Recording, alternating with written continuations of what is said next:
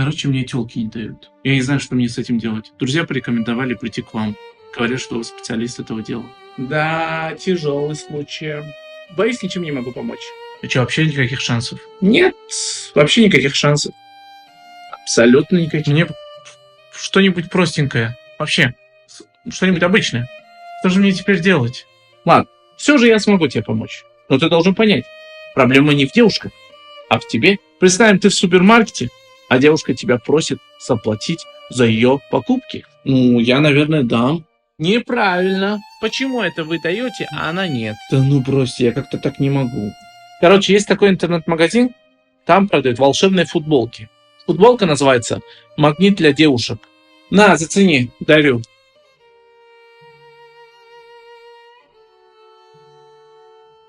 Вы надо мной издеваетесь, да? Да нет, примерно так с женой я и познакомился. Ладно, спасибо.